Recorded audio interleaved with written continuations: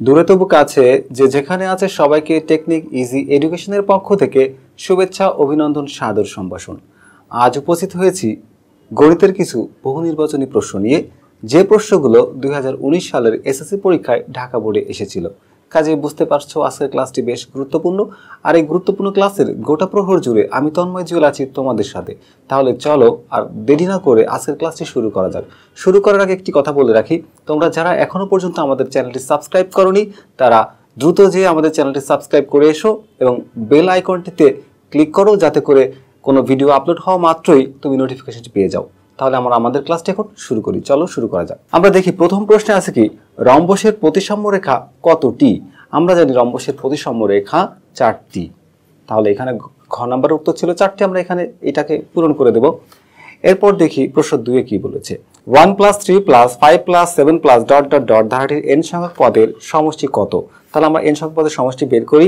যে n প্রথম পদের সমষ্টি সূত্র হচ্ছে n/2 * 2a, এখানে এর মান হচ্ছে 1, তাহলে লিখতে পারি 1 + n-1 * d এর মান হচ্ছে 2, 3 থেকে 1 বিয়োগ করলে 2, অথবা 5 থেকে 3 বিয়োগ করলে 2, তাহলে লিখতে পারি 2। তাহলে n/2, 2 + 2 সাথে n গুণ করলে 2n + -2, তাহলে +2 - 2 কেটে যায়, n/2 * 2n, 2 যদি কেটে দিই তাহলে হয় n²।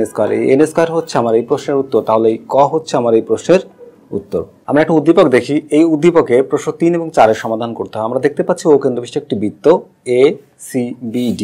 তাহলে অকেন্দ্রবিষ্ট ACBD বৃত্তে AB সমান 10 সেন্টিমিটার, OE লম্ব AD, OE 3 সেন্টিমিটার, AC লম্ব BC হলে ত্রিভুজ OAE এর ক্ষেত্রফল নির্ণয় করো। ত্রিভুজ OAE অর্থাৎ আমরা এই ত্রিভুজটার ক্ষেত্রফল নির্ণয় করব। তাহলে এই ত্রিভুজের ক্ষেত্রফল নির্ণয় করতে গেলে এ হচ্ছে বৃত্তের ব্যাসার্ধ, যদি এটা হচ্ছে বৃত্তের কেন্দ্র, আর তাহলে কেন্দ্র থেকে এটা হচ্ছে ব্যাসার্ধ, এটা হচ্ছে ব্যাসার্ধ। তাহলে এই হচ্ছে বৃত্তের ব্যাস হচ্ছে 10 সেন্টিমিটার, তাহলে এখানে হবে 5 এবং এখানে 5। তাহলে এটা আমরা দেখি যে একটা সমকোণী ত্রিভুজ, সমকোণী ত্রিভুজের লম্ব হলো 3 এবং অতিভুজ হলো 5। তাহলে আমাকে এই বাহুটার মান বের করতে হবে। আমরা এটা পিথাগোরাসের সূত্র দিয়ে বের করতে পারি। 5² - 3² = 4। তাহলে এই বাহুর মান হচ্ছে 4। এখন আমাকে বলেছে এই ত্রিভুজটার ক্ষেত্রফল, ত্রিভুজ ক্ষেত্রফলের সূত্র ½ × ভূমি গুণ উচ্চতা। তাহলে ভূমি গুণ উচ্চতা, তাহলে যেটা 3 × 4 = 12। এই 12কে যদি আমি 2 দিয়ে ভাগ করি, 12কে যদি 2 দিয়ে ভাগ করি তাহলে যে মানটা হবে 6, অর্থাৎ এই ত্রিভুজের ক্ষেত্রফল হচ্ছে 6 সেন্টিমিটার বর্গ সেন্টিমিটার। ওকে, পরবর্তী বলেছে ত্রিভুজ ACB এর পরিসীমা কত? অর্থাৎ 4 নম্বর কোশ্চেনে বলা হয়েছে ত্রিভুজ ABC এর পরিসীমা কত। ত্রিভুজ ABC এর আমরা একটু দেখি। ত্রিভুজ ABC, তোমরা দেখতে পাচ্ছ যে এই ত্রিভুজের সর্ববৃহৎ বাহু অর্থাৎ অতিভুজের মান হচ্ছে 10 এবং এই বাহুর সমান এই বাহু বলা হয়েছে, অর্থাৎ এটা সমদ্বিবাহু ত্রিভুজ, আবার সমকোণী ত্রিভুজ। তাহলে এখানে আমরা চাইলে পিথাগোরাসের সূত্রকে অ্যাপ্লাই করতে পারি। যদি আমি এই বাহুটাকে ধরি x, তাহলে এইটাও হবে x, তাহলে x² + x² = 10²। তাহলে 2x² = 100, তাহলে x² = 50 বাই, অর্থাৎ এই 2 দিয়ে যদি আমি 100কে ভাগ করি তাহলে 50 হয়ে যায়। তাহলে x² এর মান যদি 50 হয় তাহলে x এর মান হবে √50। তাহলে √50 করলে আমি যে মানটা পাচ্ছি সেই মানটার সাথে এই মানটাও, যে মানটা পাবো সেটাকে আমি এই মানটার দ্বারা গুণ করব, 2 দ্বারা গুণ করব। গুণ করে তার সাথে 10 যোগ করলে আমি যে মান পাবো সেটা হচ্ছে 24.14 সেন্টিমিটার প্রায়, অর্থাৎ এটাই হচ্ছে আমার প্রশ্ন 4 এর উত্তর। আমরা এখন একটা উদ্দীপক দেখতে পাচ্ছি, যে উদ্দীপক থেকে আমাদের 5 এবং 6 নম্বর প্রশ্ন উত্তরের সমাধান দিতে হবে। তাহলে এখানে শ্রেণীব্যাপ্তি দেওয়া আছে, গণসংখ্যা দেওয়া আছে। আমরা টোটাল গণসংখ্যাটা দেখে নিই। 5, 8, 12, 9, 6 সবগুলো জনসংখ্যা যোগ করলে 40 হয়। তাহলে মধ্যক শ্রেণীর মধ্যমান কত? মধ্যক শ্রেণীর মধ্যমান নির্ণয় করার আগে আমাদেরকে মধ্যক শ্রেণীটা নির্ণয় করতে হবে। তাহলে যেহেতু এখানে টোটাল গণসংখ্যা হচ্ছে 40, তার অর্ধেক হচ্ছে 20, অর্থাৎ 20-এর অবস্থান কোথায়? আমরা দেখতে পাচ্ছি 8, 5, 13, এইখানে হচ্ছে 20-এর অবস্থান, অর্থাৎ যখন আমার গণসংখ্যা 12 সেই শ্রেণীতেই আমার মধ্যক শ্রেণী। তাহলে মধ্যক শ্রেণী হচ্ছে আমার 51 থেকে 60 পর্যন্ত, অর্থাৎ 51 এবং 60কে আমি যোগ করব, যোগ করে 2 দিয়ে ভাগ করলে যে মানটা পাবো সেটা হচ্ছে আমার মধ্যক শ্রেণীর মধ্যমান, অর্থাৎ 55.5। এটাই হচ্ছে আমার মধ্যক শ্রেণীর মধ্যমান। আশা করি বুঝতে পেরেছো। মধ্যক শ্রেণী নির্ণয়ের ক্ষেত্রে n/2 = 20, এটা ঠিক আছে। FM এর মান 12, এটাও ঠিক আছে। তাহলে FC-র মানটা, FC 8 আর 5, অর্থাৎ 5 এবং 8 যোগ করলে হয় 13, এখানে আছে 15, মানে এই মানটা হচ্ছে ভুল। তাহলে 1 এবং 2 কোথায় আছে? 1 এবং 2 আছে হচ্ছে আমার কতে, অর্থাৎ এই প্রশ্নের উত্তর হচ্ছে উত্তর ক। প্রশ্ন 7 বলা হয়েছে √2x - 5 + 3 = 2 এর সঠিক সমাধান সেট নিচের কোনটি? তাহলে এই সমীকরণটিকে আমি একটু সমাধান করি। √2x - 5 = এই যে 2টা আগে ছিল 2টাকে লিখি, এই যে +3 ওপাশে যে -3 হয়ে যাবে।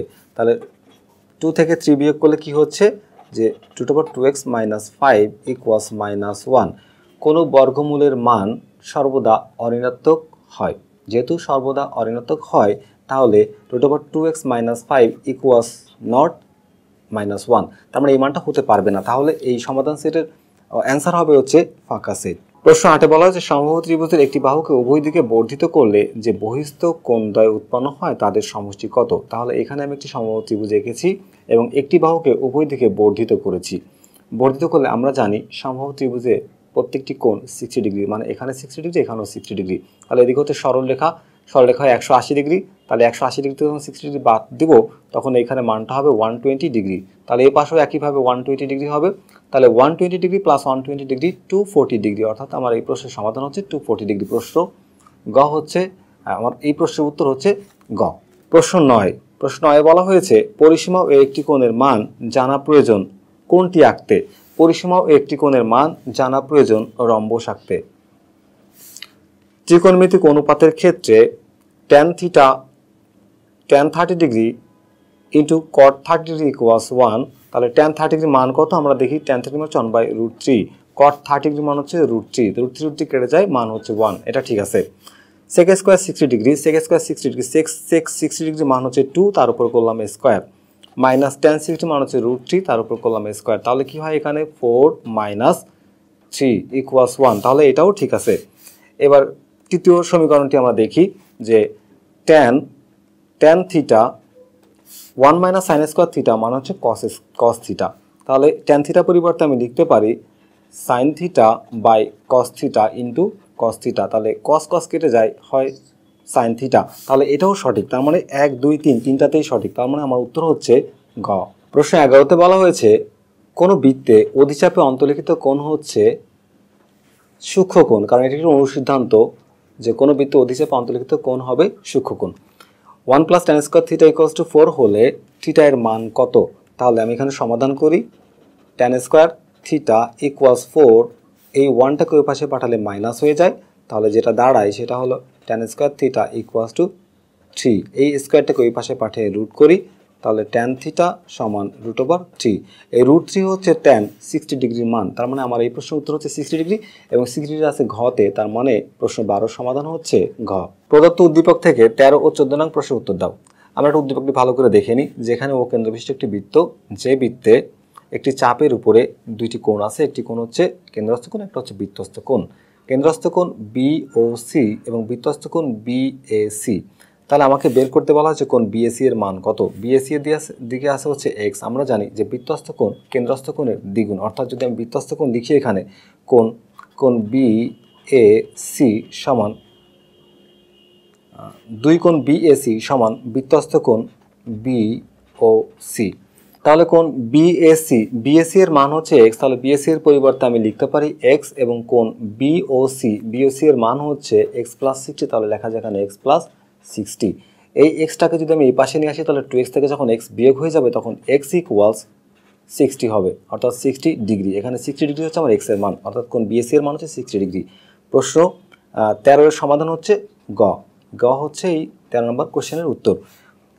14 নম্বর প্রশ্নে কি বলা হয়েছে প্রবৃত্ত কোণ BOC এর মান কত? প্রবৃত্ত কোণ BOC এর মান কত? এখন আমরা x এর মান জানি, x এর মান হলো 60 ডিগ্রি। তাহলে এইখানে আমার এই কোণটা যদি x হয় তাহলে এই কোণটা হবে, অর্থাৎ কোণ BOC টা হবে হচ্ছে 2x, তার মানে 60 × 2 2x, তাহলে 60 × 120 ডিগ্রি। যদি 120 ডিগ্রি হয় এই কোণটার মান। কেন্দ্রস্থ কোণ এবং কেন্দ্রস্থ প্রবৃত্ত কোণ, দুইটা কোণকে যদি আমি যোগ করে দিই তাহলে যে মানটা হয় সেটা হলো 360 ডিগ্রি। 360 ডিগ্রির মধ্যে আমার কোণ BOC অর্থাৎ এই কোণটার মান হচ্ছে 120 ডিগ্রি। 360 ডিগ্রি থেকে যখন আমি 120 ডিগ্রি মাইনাস করব তখন মানটা হবে 240 ডিগ্রি, অর্থাৎ আমার এই কোণের মানটা হচ্ছে 240 ডিগ্রি। তাহলে কোণ BOC এর মান কত ডিগ্রি? 240 ডিগ্রি। এই প্রশ্ন গ, অর্থাৎ আমার 14 নম্বর প্রশ্নের সমাধান হচ্ছে উত্তর গ। 15 নম্বর কোশ্চেনে বলা হয়েছে 0.234 এই 2 এর উপর পৌনঃপুনিক এবং 4 এর উপর পৌনঃপুনিক অর্থাৎ 2 থেকে 4 পর্যন্ত এই সংখ্যাটির উপর পৌনঃপুনিক দেওয়া আছে। এর সামান্য ভগ্নাংশে প্রকাশিত রূপ কোনটি? তাহলে আমরা একটু সামান্য ভগ্নাংশে প্রকাশিত রূপ বের করি। যখন আমরা পৌনঃপুনিক তুলে দিই, দশমিকটাকে তুলে দিই, তাহলে 2 3 4 এখান থেকে এই পর্যন্ত পৌনঃপুনিক, তাহলে প্রতিটি পৌনঃপুনিকের জন্য আমরা পাই একটা একটা করে 9 করে, 3টা সংখ্যার জন্য 3টা 9। আমরা যদি এটাকে 9 দিয়ে ভাগ করি তাহলে এখানে মানটা পাবো 26 এবং এটাখানে মানটা পাবো 111, অর্থাৎ 26/111ই হলো আমার এই প্রশ্নের সমাধান। অর্থাৎ 15 নম্বর প্রশ্নের উত্তর হচ্ছে ঘ। 16 নম্বর কোশ্চেনে বলা হয়েছে যে a = 2 3 4 এর প্রকৃত উপসেটের সংখ্যা কতটি? তাহলে আমরা একটু প্রকৃত উপসেটের সংখ্যা বের করি। আমার এর উপাদান হচ্ছে 3টি, তার সূত্র হচ্ছে 2 to the power n, n এর মান হলো 3, তাহলে এখানে অ্যান্সার হয় 8। কিন্তু এটা হচ্ছে আমার উপসেটের সংখ্যা, আমাকে বলছে প্রকৃত উপসেটের সংখ্যা। প্রকৃত উপসেটের সংখ্যা বললে মোট উপসেট থেকে 1 মাইনাস করি, তাহলে 7। আমার এই প্রশ্নের উত্তর হচ্ছে 7। তার মানে হচ্ছে 16 নম্বর প্রশ্নের সমাধান খ। 17 নম্বর কোশ্চেনে বলা হয়েছে f of x equals x to the power 4 plus 7x² minus 5 হলে f of -1 এর মান কত? তাহলে আমি এখানে x এর পরিবর্তে সব জায়গাতে -1 বসাতে পারি। -1 to the power 4 plus 7 into -1 তার উপরে স্কোয়ার -5, তাহলে 1 এর উপর পাওয়ার 4 হলে মানটা 1ই হবে, কিন্তু এখানে জোড় সংখ্যা থাকায় মাইনাসটা উঠে যাবে 1।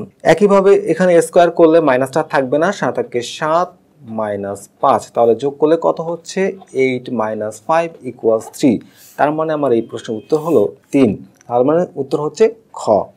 প্রশ্ন 18তে বলা হয়েছে a = √5 b = √3 হলে a + b² - 2ab এর মান কত? তাহলে আমরা দেখি যে a + b² - 2ab এটি আসলে a² + b² এর সূত্র। তাহলে আমরা দেখি যে a² এর মান হচ্ছে √5, তার উপর করি স্কোয়ার, b² এর মান হচ্ছে √3, তার উপর করি স্কোয়ার। তাহলে করলে এখন কি হচ্ছে যে 5 √² কাটা যায়, 5 + 3 = 8। তার মানে আমার এই অঙ্কের মান হচ্ছে 8। তাহলে উত্তর হচ্ছে ঘ। প্রশ্ন 19-এ বলা হয়েছে 32/64 to the power x equals 8 হলে x এর মান কত? তাহলে এটাকে আমরা একটু সমাধান করি যে 32/64 to the power x equals 8, এটাকে আমি 8 দিয়ে যদি ভাগ করে দিই তাহলে হচ্ছে 1/4/64 to the power x equals 1। আমি 8 দ্বারা উভয় পক্ষকে ভাগ করে দিয়েছি। এখন আমি একটু আর গুণন করি, তাহলে 64 to the power x equals 4। এখন এই সংখ্যাটাকে আমি একটু এভাবে লিখতে পারি যে 2 to the power 6, 2 এর উপর পাওয়ার যখন 6 হয় তখন এই সংখ্যাটা হয় হচ্ছে 64 into x equals 2 স্কোয়ার, মানে হচ্ছে 2 এর উপর স্কোয়ার করলে 4 হয়, 4কে আমি এভাবে না লিখেও এভাবে লিখতে পারি। এখন দুই দিক থেকে বেজ বাদ দিয়ে দিই, এই 2 আর এই 2 বাদ, তাহলে 6x equals 2। আমাকে x এর মান বের করতে বলা হয়েছে, তাহলে x এর মানটা বের করতে গেলে এই x এর সাথে 6 ছিল ওইটাকে আমি সাইড পরিবর্তন করে ওই পাশে পাঠিয়ে দিই, x equals 2/6। তাহলে ভাগ করলে যেটা হচ্ছে 1/3, অর্থাৎ 1/3 হচ্ছে আমার এই প্রশ্নের অ্যান্সার। 1/3 কোথায় আছে? গতে। তার মানে হচ্ছে এই 19 নম্বর কোশ্চেনের উত্তর হচ্ছে গ। তাহলে 20 নম্বর অঙ্কে আছে কি log 2√2, এটা হচ্ছে লগের বেস 2√2 আর 64 হচ্ছে পাওয়ার, এর মান কত? তাহলে আমরা একটু এটা সমাধান করার চেষ্টা করি। log 2√2, এখানে সংখ্যাটা কত ছিল? 64। আমি চেষ্টা করব লগের বেজের সাথে পাওয়ারকে সেম করে দিতে। তাহলে এখানে আছে 2√2, আমি এখানে লিখলাম 2√2। আসলে এখানে 2√2 ছিল না, সংখ্যাটি ছিল 64, লিখেছি কত? 2√2। তাহলে 2√2 এর উপর কত পাওয়ার দিলে 64 হয়?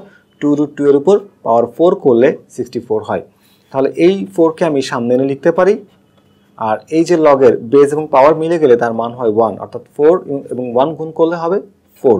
এই অর্থাৎ আমার অঙ্ক 20-এর সমাধান হচ্ছে 4। তাহলে 4 কোথায় আছে? 4 আছে গতে। তার মানে 20 নম্বর প্রশ্নের উত্তর হচ্ছে গ। 21 নম্বর প্রশ্নে আমাকে বলা হয়েছে x to the power 4 - 6x² y² plus y to the power 4 এর উৎপাদকের বিশ্লেষণের রূপ হচ্ছে নিচের কোনটি? তাহলে আমি একটু দেখি এর উৎপাদকের বিশ্লেষণ করি। x to the power 4 কে চাইলে আমি এভাবে লিখতে পারি, x to the power 4 K x² তার উপর হোল স্কোয়ার মাইনাস, এখানে সূত্র আনার জন্য আমি এখানে 6 লিখবো না, লিখবো 2x² y² plus y to the power 4 কে আমি চাইলে এভাবে লিখতে পারি y² তার উপর হোল স্কোয়ার। এখানে ছিল 6x² y², আমি লিখেছি 2x² y², যেহেতু 4টা লিখিনি সেই 4টাকে আমি এখানে লিখে দেবো 4x² y²।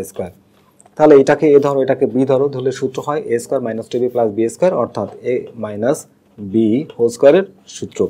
আর এখানে 4x স্কোয়ার ওয়াই স্কোয়ারকে আমি চাইলে 2x y এর হোল স্কোয়ার দিয়ে লিখতে পারি। এখন প্রথম ব্র্যাকেটের মধ্যে যে অংশটা আছে সেটাকে ধরবো এ, দ্বিতীয় ব্র্যাকেটের মধ্যে যে অংশটা আছে সেটাকে ধরবো বি।